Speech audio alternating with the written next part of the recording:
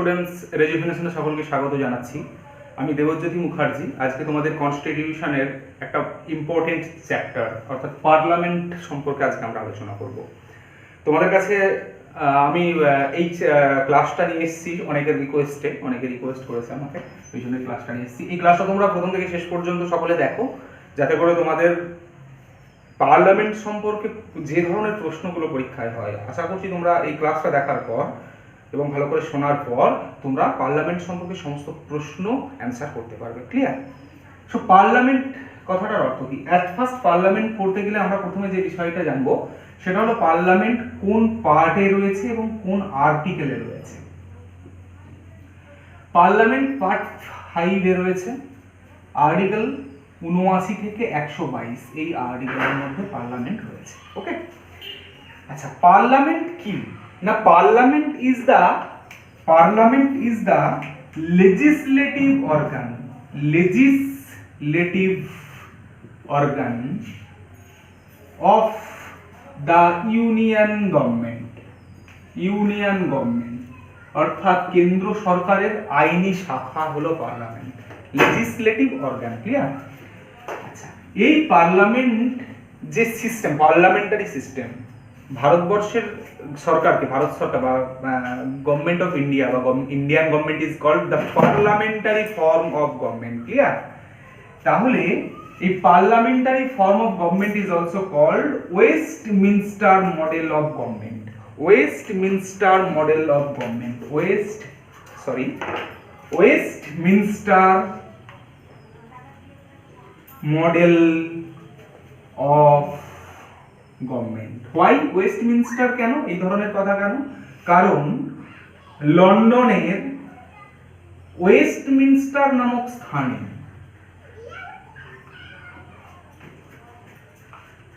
British parliament অবস্থিত। ওই ওয়েস্টমিনস্টারের নাম অনুসারে ইন্ডিয়ান গভর্নমেন্টকে বলা হয় বা ইউনিয়ন গভর্নমেন্টকে বলা হয় Westminster model of government. Clear? এরপর পার্লামেন্ট নিয়ে আমরা আলোচনা করব। বেসিক্যালি একটা জিনিস খেয়াল রাখতে হবে, ভালো করে মনে রাখবে, পার্লামেন্ট, আমি অ্যাট এ গ্লান্স তোমাদের একটুখানি বোঝানোর চেষ্টা করছি বিষয়টা। এটা পার্লামেন্ট। ওকে, পার্লামেন্টের দুটো হাউস রয়েছে, যেটাকে বলা হয় একটা আপার হাউস আর একটা lower house. Okay, upper house অর্থাৎ ঊর্ধ্বকক্ষ, this is called second chamber আর চেম্বার অফ স্টেটস, রাজ্যসভা, যেটার হিন্দি নাম কি না? হিন্দি নাম হলো রাজ্যসভা। এই হিন্দি নামটা 1954 সালে গ্রহণ করা হয়েছে। ওকে, LH লোয়ার হাউস, যেটাকে বলা হয় first chamber. Okay, this is called chamber of commons বা চেম্বার অফ পিপল, লোকসভা। এই লোকসভা হলো এটা হিন্দি নাম। এই রাজ্যসভা লোকসভা দুটো টার্মই 1954 সালে গ্রহণ করা হয়েছে।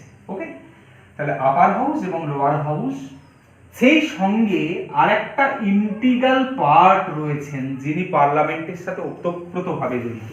তিনি কে না? প্রেসিডেন্ট। তাহলে প্রেসিডেন্ট যদিও পার্লামেন্টের কোনো কক্ষের মেম্বার নন, তিনি কিন্তু অবশ্যই আমাদের পার্লামেন্টের ইন্টিগ্রাল পার্ট অর্থাৎ অবিচ্ছেদ্য অংশ। ওনাকে ছাড়া পার্লামেন্ট কথা ভাবাই যায় না। ওকে, কেন ভাবা যায় না? না, কোনো একটা বিল ধরো যেটা রাজ্যসভা এবং লোকসভা স্পেশাল মেজরিটিতে পাস করে ফেলেছে, কিন্তু সেই বিলটা ততক্ষণ আইনে পরিণত হবে না যতক্ষণ না প্রেসিডেন্ট সিগনেচার করে। ঠিক আছে? এ বিল can't be a law without president assent। যতক্ষণ না প্রেসিডেন্ট তার সিগনেচার করছেন ততক্ষণ একটা বিল কিন্তু কখনোই আইনে পরিণত হবে না। আবার কি না, প্রেসিডেন্ট লোকসভাকে ডিসলিউট করতে পারেন, লোকসভাকে ডিসলিউট করতে পারেন। আর কি করতে পারেন, তিনি একটা সিটিংকে বা একটা সেশনকে, সেশন লোকসভার সেশন বা সিটিং, SITTING, লোকসভার সেশন বা সিটিংকে তিনি প্ররোগ করতে পারেন। ভালো করে মনে রাখবে, PROROGUE, প্ররোগ কথাটার অর্থ কি না, প্ররোগ কথাটার অর্থ হলো এটাকে তিনি স্থগিতাদেশ দিতে পারেন। আচ্ছা, তাছাড়া প্রেসিডেন্টের আর কি কাজ রয়েছে, তিনি অর্ডিন্যান্স জারি করতে পারেন। কখন অর্ডিন্যান্স জারি করবেন, অর্ডিন্যান্স কথাটার অর্থ কি না, অধ্যাদেশ জারি করা। অর্ডিন্যান্স জারি করতে পারেন। কখন অর্ডিন্যান্স জারি করবেন না, when the parliament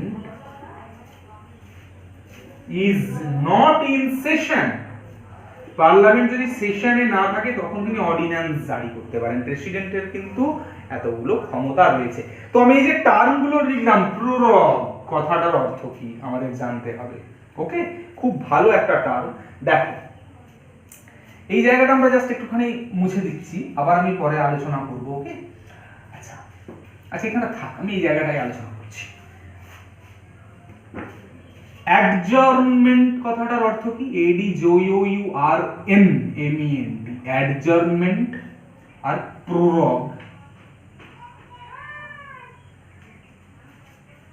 অ্যাডজার্নমেন্ট কথাটার অর্থ হলো পার্লামেন্টের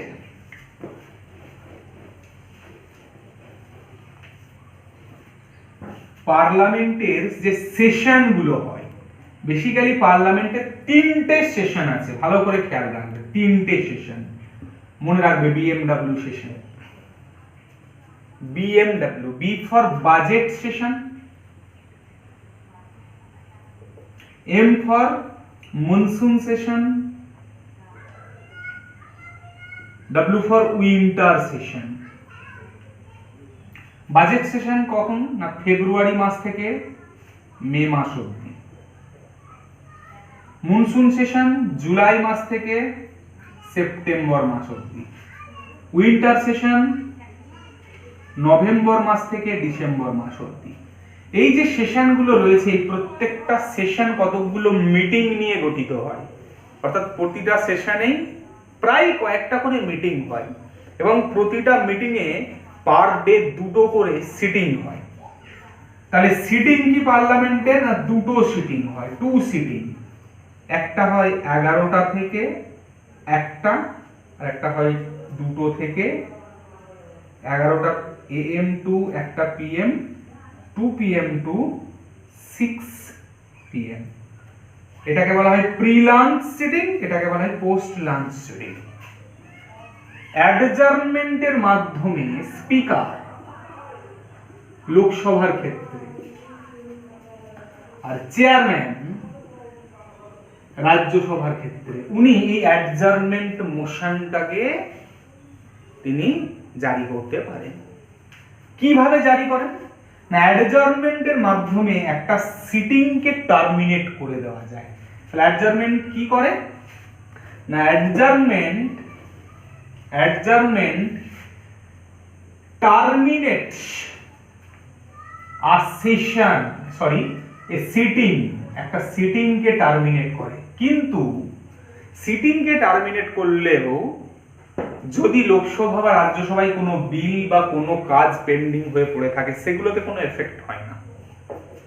আর প্ররোগ বলতে আমরা কি বুঝি, প্ররোগ বোঝার আগে আরেকটা কথা আমরা বুঝে নেব, অ্যাডজার্নমেন্ট সিনে ডাই।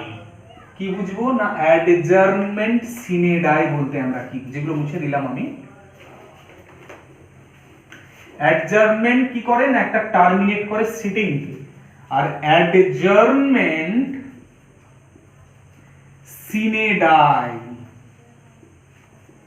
অর্থাৎ একটা সিটিং কে টার্মিনেট করা হলো, সেটা যদি ইনডেফিনাইট পিরিয়ডের জন্য হয়, ইনডেফিনাইট পিরিয়ড,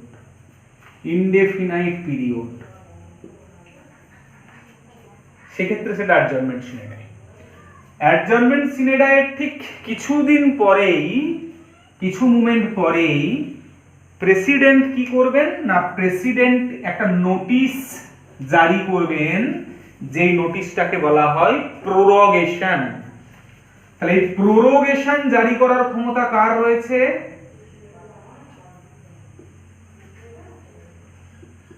প্রেসিডেন্টের রয়েছে।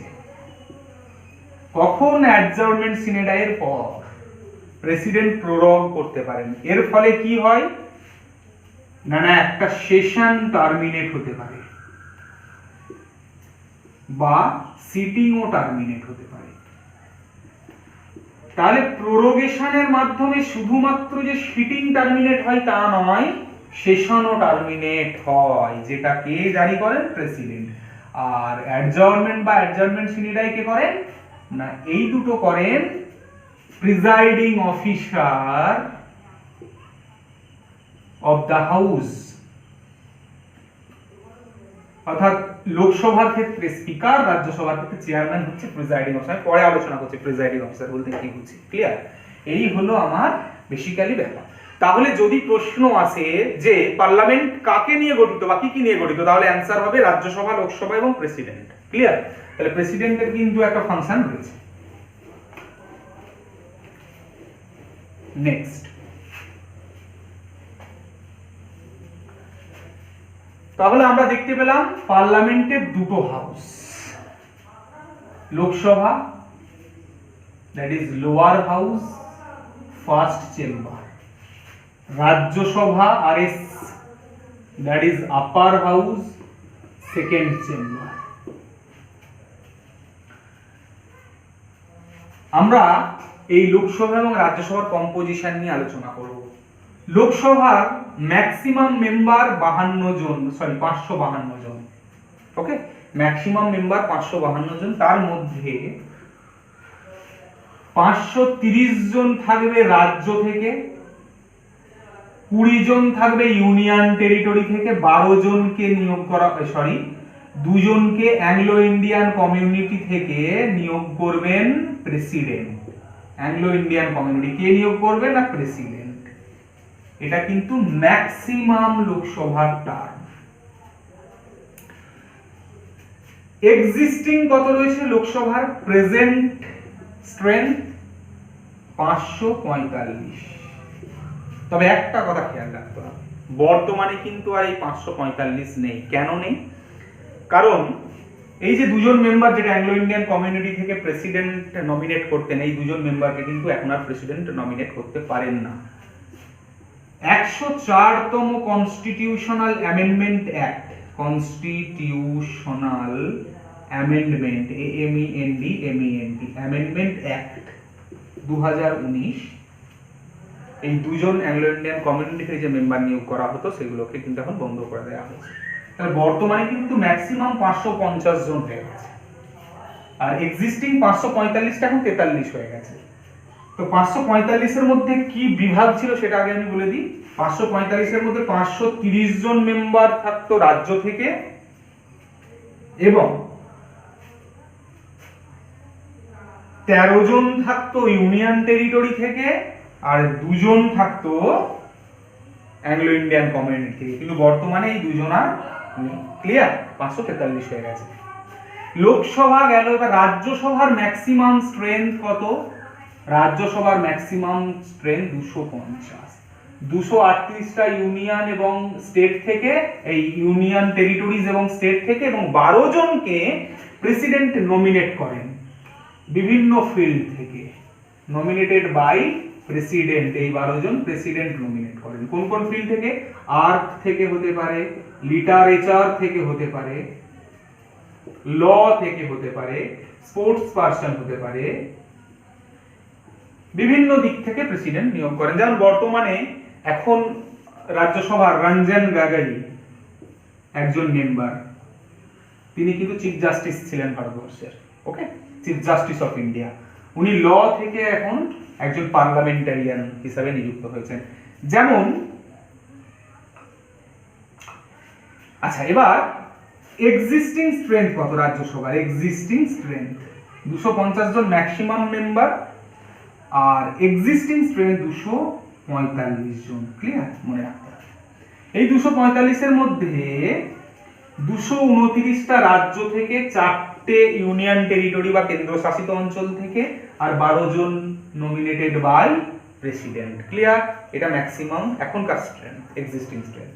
এই যে 4টে মেম্বার আমরা ইউনিয়ন টেরিটরি থেকে দেখতে পাচ্ছি, এর মধ্যে 3টে রয়েছে দিল্লির আর একটা রয়েছে পন্ডিচেরি, পুদুচেরি যেটাকে বলি, পুদুচেরি বর্তমান নাম, এখন তার পন্ডিচেরি নেই, এখন পুদুচেরি নাম হয়ে গেছে। এই পুদুচেরি থেকে একটা, বাকি যে ইউনিয়ন টেরিটরি গুলো রয়েছে, এগুলো বাদে যে ইউনিয়ন টেরিটরি গুলো রয়েছে, সেই ইউনিয়ন টেরিটরি গুলো থেকে কিন্তু কোনো মেম্বার নেই। এই গেল রাজ্যসভা এবং লোকসভার আমার কি না কম্পোজিশন। নেক্সট আমি যে বিষয়টা নিয়ে আলোচনা করব সেটা হলো রাজ্যসভা এবং লোকসভার টার্ম নিয়ে আমি আলোচনা করব। খুব ভালো করে এই ব্যাপারগুলো একটুখানি পড়ে নিতে হবে। টার্ম, রাজ্যসভা, সরি এখানটা লোকসভা লিখি, লোকসভা, রাজ্যসভা। কি আলোচনা করছি আমরা? টার্ম। আমরা খুব ভালো করে জানি যে লোকসভার টার্ম 5 বছর, 5 ইয়ার্স। ওকে, কিন্তু প্রেসিডেন্ট যদি মনে করেন যে 5 বছরের আগে আমরা লোকসভাকে ডিসলভ করব, প্রেসিডেন্টের হাতে কিন্তু ক্ষমতা দেওয়া আছে, তিনি 5 বছরের আগে লোকসভাকে ভেঙে দিতে পারেন। ওকে, তাহলে president can dissolve Lok Sabha before the expiry of its term. এর টার্ম এক্সপায়ার হওয়ার আগে প্রেসিডেন্ট ডিসলভ করতে পারেন। আবার 5 বছর টার্ম মানে 5 বছরের বেশিও কিন্তু টার্মকে এক্সটেন্ড করা যেতে পারে। কখন এক্সটেন্ড করা যেতে পারে? In case of national emergency. তাহলে in case of national emergency, national emergency মানে কি না জাতীয় জরুরি অবস্থা। In case of national emergency the term can be extended beyond 5 years। 5 বছরের বেশি বাড়ানো যেতে পারে ন্যাশনাল এমার্জেন্সি যদি হয়। একটা উদাহরণও আছে এর ক্ষেত্রে, 5th লোকসভা যেটা 18ই মার্চ 1976 সালে শেষ হওয়ার কথা ছিল। 18ই মার্চ 1976 সালে সেই 5th লোকসভার টার্মটা শেষ হলো 18ই জানুয়ারি 1977 সালে।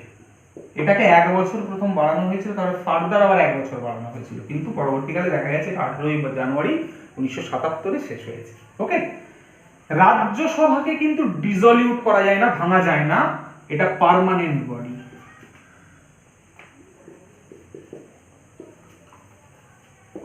Can not be dissoluted but dissolved, এটাকে কিন্তু ভাঙা যাবে না। তাহলে কি হবে না, রাজ্যসভার 1/3 করে member, 1/3 of its member retire every second year. প্রতি দ্বিতীয় বছরে বা প্রতি 2 বছরে 1/3 করে মেম্বার রিটায়ার করে। ওকে, একটা মেম্বার এর মেয়াদ 6 বছর, একটা মেম্বার 6 বছর থাকতে পারেন, 6 ইয়ার্স। 1/3 করে মেম্বার প্রতি সেকেন্ড ইয়ারে রিটায়ার করে, এবং এই যে 1/3 মেম্বার প্রতি 3 বছরে 2 বছরে রিটায়ার করছে, এই 1/3টা ফিল আপ হবে কখন না, 1/3টা ফিল আপ হবে ঠিক 3য় বছরে ইলেকশনের মাধ্যমে 1/3টা ফিল আপ হবে। ক্লিয়ার? অ্যাকচুয়ালি রাজ্যসভার মেম্বারের টার্ম কত? 6 বছর, 1/3 করে প্রতি 2 বছরে রিটায়ারমেন্ট হয়। এটা পার্মানেন্ট বডি, ডিসলিউট করা যায় না, এটাকে ডিসলিউট করা যায়। এই গেল লোকসভা এবং রাজ্যসভার টার্ম। এরপর আমরা আলোচনা করব যে লোকসভা এবং রাজ্যসভার যদি মেম্বার হতে হয় তাহলে কি কি ক্রাইটেরিয়া আছে, এবং রাজ্যসভা এবং লোকসভার মেম্বার থেকে সদস্য পদ খোয়াতে গেলে কি কি ডিসকোয়ালিফিকেশন আছে, এইগুলো আমাদের আলোচনা করতে হবে। এবার জানতে হবে তাহলে কি কোয়ালিফিকেশন থাকতে হবে। Qualification, he must B a citizen of India, তাকে সিটিজেন হতে হবে ভারতবর্ষের। ওকে, ভারতবর্ষের সিটিজেন ছাড়া কিন্তু পার্লামেন্টের মেম্বার হতে পারে না। আর এজ, রাজ্যসভার মেম্বার হতে গেলে 30 বছর বয়স হতে হবে, লোকসভার হতে গেলে 25 বছর বয়স হতে হবে, এটা প্রায় পরীক্ষায় দেয়। He must be an registered elector for a parliamentary constituency, parliamentary constituency registered elector হতে হবে, both in case of Rajya Sabha Lok Sabha দুই ক্ষেত্রেই। যদি তুমি ধরো পশ্চিমবঙ্গের একজন মানে পশ্চিমবঙ্গ থেকে একটা রাজ্যসভার মেম্বার হতে চাইছো, সেক্ষেত্রে তোমার পশ্চিমবঙ্গের রেজিস্টার্ড ইলেক্টর হতে হবে। আর তুমি যদি কোনো এসসি বা এসটির বা মানে কোনো রিজার্ভ ক্যাটাগরির জন্য তুমি লড়তে চাও, সেক্ষেত্রে তোমাকে কিন্তু এসসি বা এসটির একজন মেম্বার হতে হবে। ক্লিয়ার? মানে এসটি বা এসসি ছাড়া কিন্তু এসটি বা এসসি পদের জন্য লড়া যাবে না। ক্লিয়ার? এগুলো কিন্তু কোয়ালিফিকেশন। এই কোয়ালিফিকেশনগুলোর পরে আমরা জানবো হোয়াট ইজ দ্য ডিসকোয়ালিফিকেশন। ওকে, কি কি ডিসকোয়ালিফিকেশন আছে না, যিনি পার্লামেন্টের মেম্বার হবেন উনি কিন্তু কোনো গভর্নমেন্ট, সেন্ট্রাল গভর্নমেন্ট বা স্টেট গভর্নমেন্ট, সেন্ট্রাল বা স্টেট গভর্নমেন্টের কোনো প্রফিটেবল পোস্টে থাকবেন না, মানে যেখানে লাভ ওঠাতে পারবেন যে সমস্ত পোস্টগুলো থেকে, বা এক্সট্রা তিনি ইনকাম করবেন, সেই ধরনের পোস্টে কিন্তু উনি থাকতে পারবেন না। তিনি যদি আনসাউন্ড মাইন্ডেড হন, আনসাউন্ড মাইন্ডেড, ওকে, তিনি যদি ইনসলভেন্ট হয়, দেউলিয়া হন, আনডিসচার্জ ইনসলভেন্ট, কোনো ঋণ কোথাও থেকে নিয়েছেন শোধ করতে পারেননি, তাহলে দেউলিয়া হয়ে গেছেন, সেক্ষেত্রে কিন্তু উনি ডিসকোয়ালিফাইড মেম্বার হবেন না। If he found guilty of certain election offences, বা তিনি যদি কোনো ইলেকশন অফেন্স করে থাকেন, কোনো দোষ করে থাকেন, সেক্ষেত্রে উনি যদি কনভিক্টেড হন, 2 বছরের বেশি জেল খেটে থাকেন, ইমপ্রিজনমেন্ট থাকে, মানে 2 বছরের বেশি তিনি যদি ইমপ্রিজন্ড হয়ে থাকেন, সেক্ষেত্রে কিন্তু মানে হাজতবাস করেন, সেক্ষেত্রে কিন্তু উনি মেম্বার হতে পারবেন। আরো কিছু কিছু কোয়ালিফিকেশন রয়েছে যেগুলো অ্যাডিশনাল কোয়ালিফিকেশন, সেগুলো অতটা ইম্পর্টেন্ট নয়। বেসিক্যালি এই কোয়ালিফিকেশন, আরো একটা রয়েছে কোয়ালিফিকেশন, যেমন ভারতবর্ষের মেম্বারশিপ, তিনি ভারতের সিটিজেন, কিন্তু বেসিক্যালি দেখা গেল তিনি ভলেন্টারিলি স্বেচ্ছায় অন্য কোনো দেশের সিটিজেনশিপ গ্রহণ করেছেন, সেক্ষেত্রে কিন্তু তিনি মেম্বার হবেন না। আরেকটা জায়গা রয়েছে ডিসকোয়ালিফিকেশনটা, সেটা হলো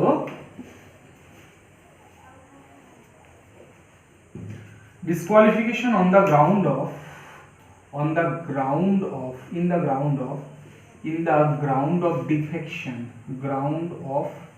defection, দলত্যাগ। ডিফেকশনের ক্ষেত্রে কি, ধরো একজন ব্যক্তি একটা পার্টির টিকিট নিয়ে তিনি লোকসভার মেম্বার হয়েছেন বা রাজ্যসভার মেম্বার হয়েছেন, তিনি যে পার্টির টিকিট নিয়ে মেম্বারটা হয়েছেন, তিনি ওই পার্টি ত্যাগ করলেন, ত্যাগ করে অন্য পার্টিতে যোগদান করলেন, সেক্ষেত্রে কিন্তু তিনি ওই মেম্বারশিপটা পাবেন না, তিনি ডিফেকশনের কারণে পাবেন। এটা ডিফেকশন, দলত্যাগ বিরোধী। একজন ব্যক্তি যিনি ইন্ডিপেন্ডেন্ট মেম্বার হিসাবে কোনো হাউসের মেম্বার হয়েছেন, ইন্ডিপেন্ডেন্ট মেম্বার, তাহলে ইন্ডিপেন্ডেন্ট মেম্বার মানে কোনো পার্টির লোক নয়, তিনি মেম্বার হওয়ার পর কোনো একটা পার্টির সদস্য পদ গ্রহণ করলেন, সেক্ষেত্রে কিন্তু ওনাকে ওই পদ থেকে সরিয়ে দেওয়া হবে।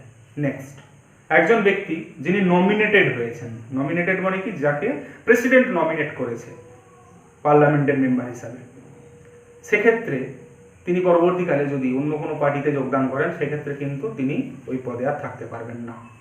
কোন কারণে উনি ওই পদে থাকতে পারবেন না, কিসের ডিসকোয়ালিফিকেশন না, disqualification in the ground of defection. Clear? Okay, next আমরা চলে যাব যে বিষয়টায়, সেটা হলো নেক্সট আমরা যেটা নিয়ে আলোচনা করব যে ভ্যাকেটিং অফ সিট, অর্থাৎ পার্লামেন্টের কোনো হাউসের সদস্যপদ পাওয়ার পর কিভাবে সদস্যপদ ভ্যাকেট হয়, ভ্যাকেন্সি কিভাবে তৈরি হয়, কিছু কিছু কারণে হয়। একটা যেমন ডবল মেম্বারশিপ, আমি আলোচনা করছি প্রত্যেকটা, খুব ইম্পর্টেন্ট, ডবল মেম্বারশিপ। 2 নম্বর ডিসকোয়ালিফিকেশন,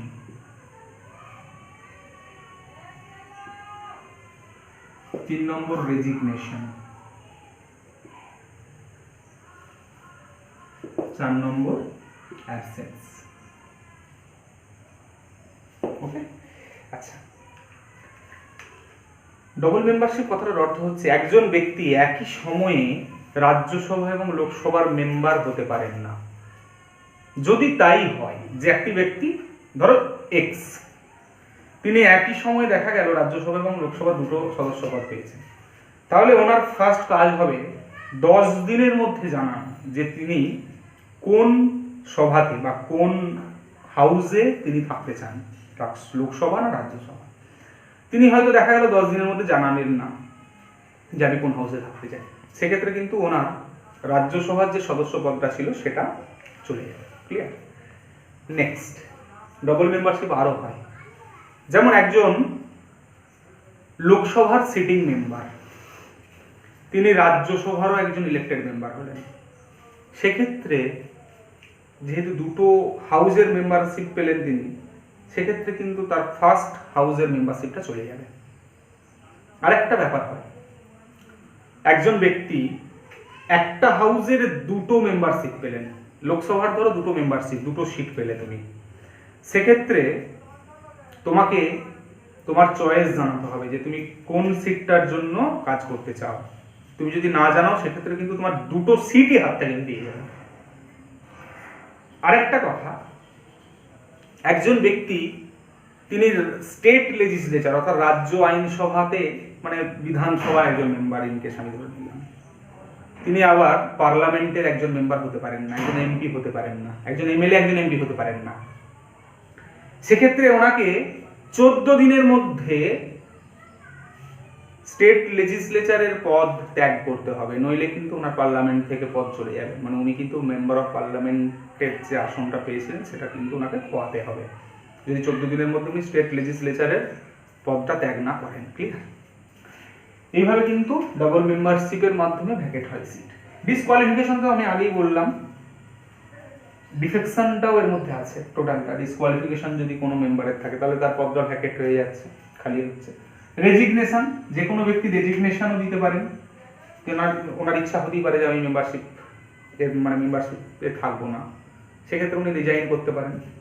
অ্যাবসেন্স, একজন ব্যক্তি কোনো একটা হাউসের একজন মেম্বার, দেখা গেল দীর্ঘদিন ধরে অফিসে আসছেন না,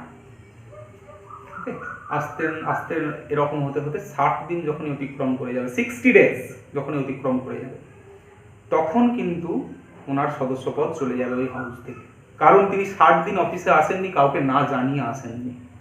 তাহলে কাউকে না জানিয়ে উনি যদি 60 দিন অফিস না আসেন, তাহলে কিন্তু ওনার সদস্যপদ ওখান থেকে চলে যাবে, সেক্ষেত্রে একটা ভ্যাকেন্সি তৈরি হবে। তাহলে কি কি কারণে ভ্যাকেন্সি হয় রাজ্যসভা এবং লোকসভা, সেগুলো আমরা বুঝি। ওকে, নেক্সট যে বিষয়টা নিয়ে পড়বো আমরা, that is presiding officers of the parliament। এই টার্মটা আমি আগেও বলেছি তোমাদের।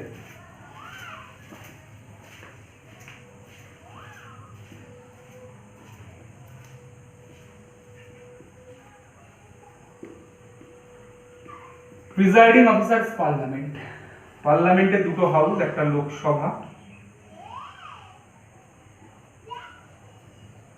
একটা রাজ্যসভা। লোকসভার প্রিজাইডিং অফিসার কারা? লোকসভার প্রিজাইডিং অফিসার হবেন স্পিকার,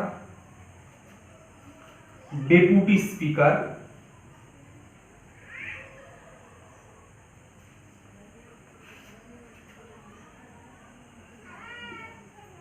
ग्रुप और पैनल of chairperson, আর একজন স্পিকার প্রো টেম। ভালো করে বুঝে নেবে এই জায়গাগুলো, প্রো টেম। আর রাজ্যসভার প্রিসাইডিং অফিসার কারা? রাজ্যসভার presiding officer chairman of Rajya Sabha, deputy chairman of Rajya Sabha, D E P U T Y, ওটাকে ডিওআইও লেখা যেতে পারে, D Y dot, deputy chairman of Rajya Sabha, group or panel of vice chairperson।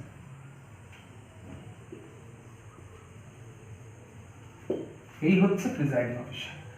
লোকসভার প্রিজাইডিং অফিসার কে না স্পিকার। স্পিকারকে কি বলতে পারি আমি না speaker chief spokesman. Chief spokesman SPOKESMAN chief spokesman of Lok Sabha. লোকসভার স্পোকসম্যান চিফ স্পোকসম্যান তিনি কে না স্পিকার হচ্ছেন চেয়ারম্যান অফ লোকসভা। তিনি লোকসভার চেয়ারম্যান। ভালো করে খেয়াল রাখবে স্পিকার কিন্তু লোকসভার চেয়ারম্যান, সেই সঙ্গে তিনি লোকসভার একজন মেম্বারও বটে। ভালো করে মনে রাখতে হবে লোকসভার মেম্বার হতে হবে। অর্থাৎ স্পিকার কোথা থেকে নিয়োগ হয় না লোকসভার মেম্বারদের মধ্য থেকে একজন নিয়োগ হয় স্পিকার। ওকে, তিনি চিফ স্পোকসম্যান এবং সেই সঙ্গে তিনি চেয়ারম্যান অফ লোকসভা। স্পিকারকে তার পদ থেকে সরানোর জন্য রেজলিউশন পাস হয়। রেজলিউশন, এই রেজলিউশন চলাকালীন স্পিকার কিন্তু পার্লামেন্টের যে জয়েন্ট সিটিং হয় লোকসভা এবং রাজ্যসভার যে অধিবেশন হয় সেই অধিবেশনে সভাপতিত্ব করতে পারবেন না। তাকে সরানোর জন্য একটা রেজলিউশন পাস হয়েছে। Clear? Speaker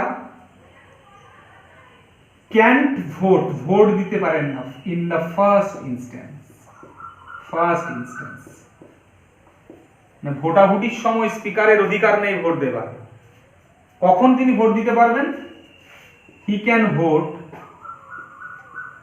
only in case of tie. যদি ভোটে টাই হয়ে যায় সেক্ষেত্রে তিনি একটা ভোট দিতে পারবেন একটা পার্টিকে জেতানোর, মানে একটা প্রার্থীকে জেতানোর জন্য। Clear?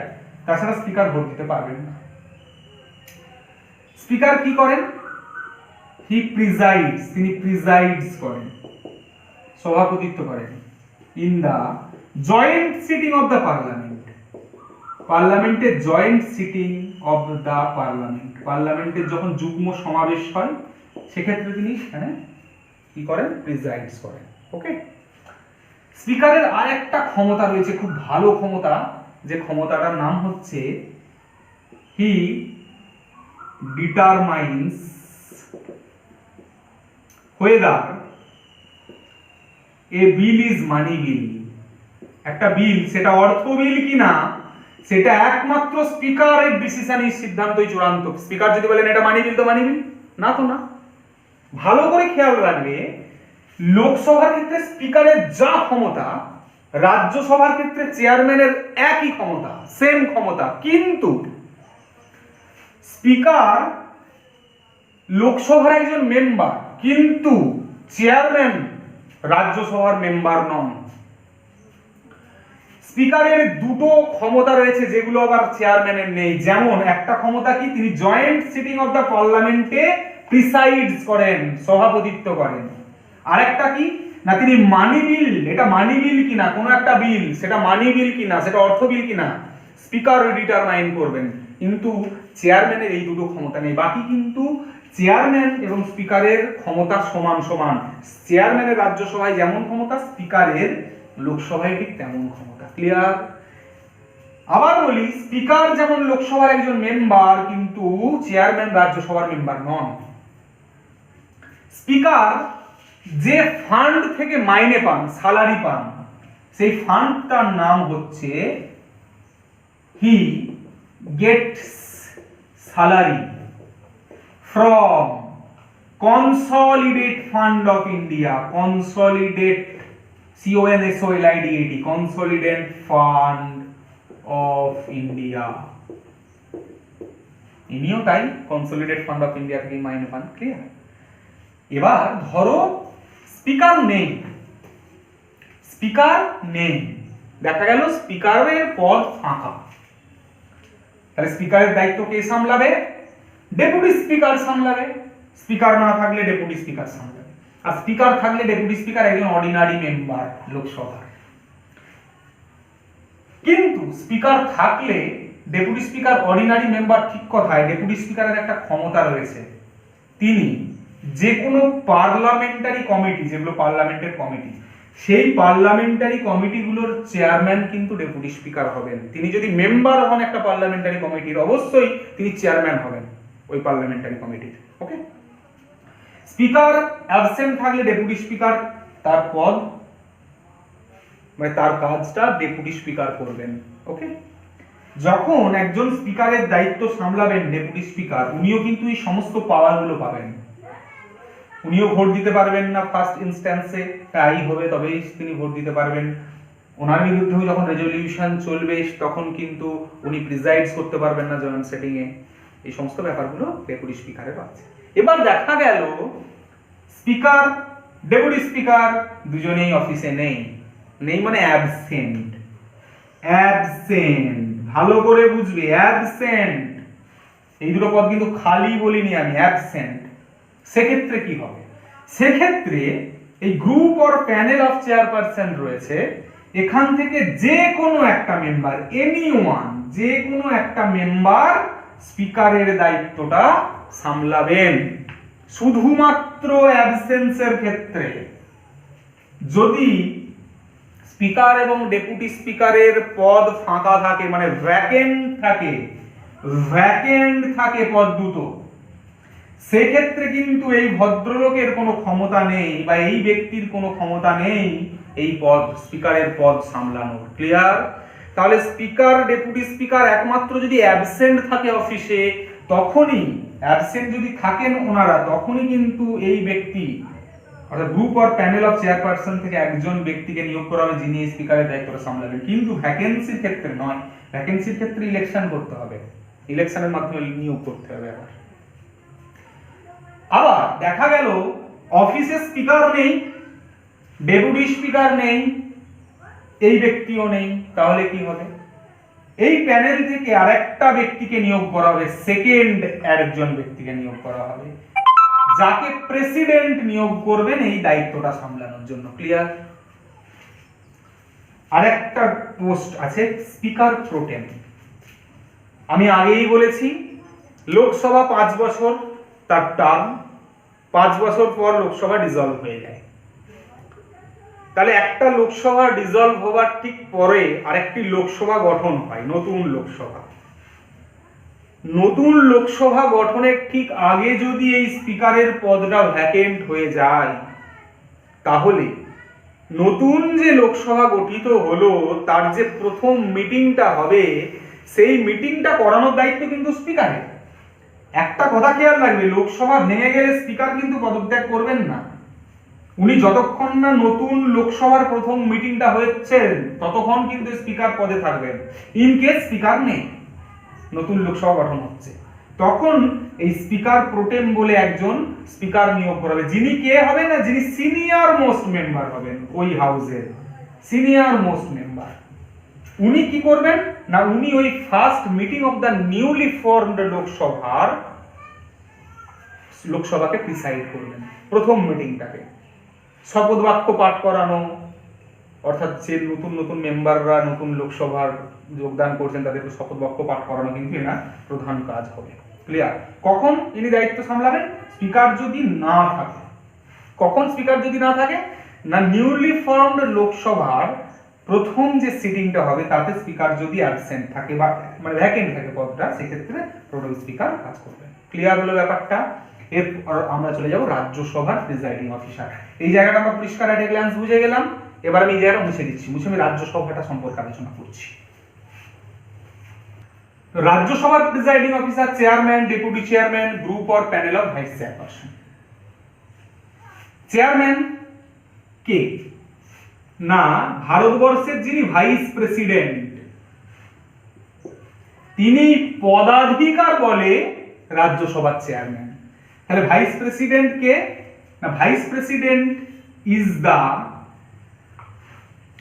X officio chairman. Ex officio পদাধিকার বলে chairman, ex officio chairman, ex officio chairman, chairman of Rajya Sabha. তাহলে রাজ্যসভার এক্স অফিসিও চেয়ারম্যান কিন্তু ভাইস প্রেসিডেন্ট। ওকে, এক্স অফিসিয়ালের পদাধিকার বলে উনি চেয়ারম্যান। ভাইস প্রেসিডেন্টের আরেকটা দায়িত্ব রয়েছে, উনি কিন্তু প্রেসিডেন্টের দায়িত্ব সামলাতে পারেন ওনার অ্যাবসেন্সে, বা উনি যদি না থাকেন, ওনার পদ যদি ভ্যাকেন্ট থাকে, বা উনি যদি ইমপিচমেন্টে যদি ওনার পদচ্যুতি হয়, সেক্ষেত্রে কিন্তু ভাইস প্রেসিডেন্ট অবশ্যই প্রেসিডেন্টের দায়িত্বটা সামলাবেন। ক্লিয়ার? ভাইস প্রেসিডেন্ট কে? না, তিনিই চেয়ারম্যান, রাজ্যসভার চেয়ারম্যান। তাহলে রাজ্যসভার চেয়ারম্যান কে? যিনি ভাইস প্রেসিডেন্ট তিনিই রাজ্যসভার চেয়ারম্যান। ক্লিয়ার? অবশ্যই মনে রাখবে, প্রেসিডেন্ট যে স্যালারিটা পান, ভাইস প্রেসিডেন্ট ওনার দায়িত্ব যখন সামলাবেন, ভাইস প্রেসিডেন্ট যখন প্রেসিডেন্টের দায়িত্ব সামলাবেন, তখন তিনি প্রেসিডেন্টের স্যালারিটা পাবেন। ভাইস প্রেসিডেন্ট হিসাবে এই ব্যক্তি কোনো স্যালারি পান না, উনি স্যালারি পান রাজ্যসভার চেয়ারম্যান হিসাবে। ক্লিয়ার? কোথা থেকে স্যালারি পান? না, ইনি স্যালারি পান consolidate fund of India. Consolidate fund of India. Chairman first ইনস্ট্যান্সে কিন্তু ভোট দিতে পারেন না। ফার্স্ট ইনস্ট্যান্সে ভোট দিতে পারেন না। He can not vote in the first instance. কখন ভোট দেবেন? উনিও সেই টাই হলে তবেই ভোট দিতে পারবেন। চেয়ারম্যান অর্থাৎ যিনি ভাইস প্রেসিডেন্ট যখন প্রেসিডেন্টের দায়িত্ব সামলাবেন, তিনি তো আর চেয়ারম্যান হিসেবে থাকতে পারছেন না। সেই মুহূর্তে চেয়ারম্যানের পদ সামলানোর জন্য ডেপুটি চেয়ারম্যান থাকবেন। ডেপুটি চেয়ারম্যান চেয়ারম্যানের দায়িত্ব সামলাবেন। কিন্তু চেয়ারম্যান যদি পদে থাকেন, তখন ডেপুটি চেয়ারম্যান একজন অর্ডিনারি মেম্বার। কিন্তু চেয়ারম্যান যদি ওনার পদে তখন না থাকেন বা অফিসে না থাকেন, সেক্ষেত্রে ডেপুটি চেয়ারম্যান এই চেয়ারম্যানের দায়িত্বটা সামলাবেন। ক্লিয়ার? ডেপুটি চেয়ারম্যান ধরা যাক দুজনই অ্যাবসেন্ট, সেক্ষেত্রে কি হবে? অ্যাবসেন্ট, আবার বলছি দুজনই অ্যাবসেন্ট, সেক্ষেত্রে group or panel of vice chairperson থেকে যে কোনো একজন মেম্বার, এনি ওয়ান মেম্বার এই দায়িত্বটা সামলাবেন, চেয়ারম্যানের দায়িত্বটা সামলাবেন। শুধু অ্যাবসেন্সের ক্ষেত্রে, যদি এই পদ দুটো ভ্যাকেন্ট থাকে, সেক্ষেত্রে কিন্তু গ্রুপ অফ ভাইস চেয়ারপারসন থেকে কোনো ব্যক্তি এই দায়িত্ব সামলাতে পারবেন না, একমাত্র অ্যাবসেন্সের ক্ষেত্রে। এবার যদি দেখা যায় এই তিনজনই অফিসে প্রেজেন্ট নেই, সেক্ষেত্রে সেকেন্ড মেম্বার আরেকজন নিয়োগ করবেন প্রেসিডেন্ট, যিনি এই দায়িত্বটা সামলাবেন। ক্লিয়ার হলো? তাহলে ব্যাপারটা বেসিক্যালি একই, রাজ্যসভা এবং লোকসভা। তাহলে রাজ্যসভার চেয়ারম্যান উনি ভাইস প্রেসিডেন্ট, উনি প্রেসিডেন্টের দায়িত্ব যদি সামলান, প্রেসিডেন্টের স্যালারিটা পাবেন, সেক্ষেত্রে কিন্তু চেয়ারম্যানের স্যালারিটা আর পাবেন না, একটা স্যালারি পাবেন। ক্লিয়ার হলো ব্যাপারটা? তাহলে এই হলো presiding officer of the Rajya Sabha. তাহলে অ্যাট এ গ্ল্যান্স ব্যাপারটা একটু বুঝে নাও।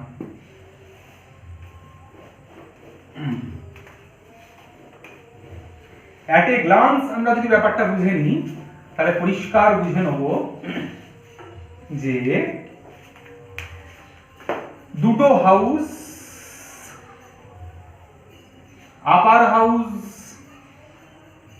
লোয়ার হাউস,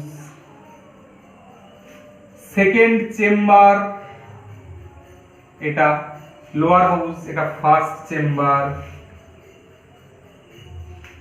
এটাকে বলা হয় চেম্বার অফ স্টেটস, এটাকে বলা হয় চেম্বার অফ পিপল বা কমন্স। ওকে, এটাকে বলা হয় রাজ্যসভা। 1954 সালে এই টার্মটা অ্যাডপ্ট করা হয়েছে। এটাকে বলা হয় লোকসভা, এটা 1954 সালে অ্যাডপ্ট করা হয়েছে। এর ম্যাক্সিমাম স্ট্রেংথ 250, বর্তমান রয়েছে 245, যার মধ্যে 12 জন প্রেসিডেন্টস নমিনেট করতে পারেন। লোকসভার ম্যাক্সিমাম স্টেট 552, বর্তমানে এই দুজন আর নেই, 550 হয়ে গেছে, আগেই বলেছি। প্রেজেন্ট স্টেট 543, আগে ছিল মোটামুটি প্রেজেন্ট 545। ওকে, তার মধ্যে দুজন নমিনেট করা হতো অ্যাংলো ইন্ডিয়ান কমিউনিটি, আইসি অ্যাংলো ইন্ডিয়ান কমিউনিটি থেকে। এখন আর সেটা নয়, এখন 104 অ্যামেন্ডমেন্ট অ্যাক্টের মাধ্যমে এটা বন্ধ হয়ে গেছে।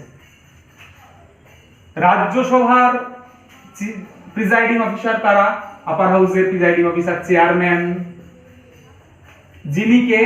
না, যিনি ভাইস প্রেসিডেন্ট। উনি প্রেসিডেন্টের দায়িত্ব সামলাতে পারেন। সেক্ষেত্রে এনার দায়িত্ব সামলাবে কে? না ডেপুটি চেয়ারম্যান। ইনিও যদি অফিসে না থাকেন সেক্ষেত্রে গ্রুপ বা প্যানেল অফ ভাইস চেয়ারপারসন থাকবেন। এখান থেকে একজন নিয়োগ করা হবে যিনি দায়িত্ব সামলাবেন। ক্লিয়ার? চেয়ারম্যান, ভাইস প্রেসিডেন্ট, তিনি প্রেসিডেন্টের দায়িত্ব সামলাতেই পারেন। চেয়ারম্যান হিসেবে থাকার সময় তিনি কোনো ভোট দেবেন না, তিনি টাইয়ের ক্ষেত্রে একমাত্র ভোট দেবেন। ক্লিয়ার হলো? লোকসভার প্রিসাইডিং অফিসারকে না লোকসভার চেয়ারম্যান স্পিকার, স্পিকারের যেমন ক্ষমতা চেয়ারম্যানেরও সেই একই ক্ষমতা, শুধুমাত্র স্পিকারের দুটো এক্সট্রা ক্ষমতা আছে, জয়েন্ট সিটিং এ প্রিসাইড করা আর একটা হলো মানি বিলকে ডিসাইড করা। স্পিকার না থাকলে ওনার দায়িত্বকে সামলাবে ডেপুটি স্পিকার। একটা কথা, স্পিকার আর চেয়ারম্যানের মধ্যে তফাৎ কি? স্পিকার লোয়ার হাউসের মেম্বার, কিন্তু চেয়ারম্যান এই হাউসের মেম্বার নয়। স্পিকার, ডেপুটি স্পিকার স্পিকারের দায়িত্ব সামলাবে যদি স্পিকার না থাকে। যদি দুজনেই না থাকেন সেক্ষেত্রে গ্রুপ আর প্যানেল অফ চেয়ারপারসন, এখান থেকে একজন ব্যক্তিকে নিয়োগ করা হবে যিনি এই দায়িত্বটা সামলাবেন। ওকে, ইনিও যদি না থাকেন আর একটা সেকেন্ড মেম্বারকে নিয়োগ করা হবে যিনি এই দায়িত্বটা সামলাবেন, শুধুমাত্র এনাদের অ্যাবসেন্সে। কিন্তু ভ্যাকেন্ট হলে করবেন না, এক্ষেত্রেও তাই, এনাদের অ্যাবসেন্সে এখান থেকে একজন সামলাবেন, কিন্তু ভ্যাকেন্ট হলে নয়। আরেকজন রয়েছে স্পিকার প্রোটেম, অর্থাৎ লোকসভার 5 বছর পর যখন লোকসভা ডিসলভ হয়ে যাবে, নতুন লোকসভা যখন নিউলি ফর্ম হচ্ছে লোকসভা, আমি এইদিকে লিখছি স্পিকার প্রোটেমটা, হয়তো দেখা যাবে না, স্পিকার প্রোটেম।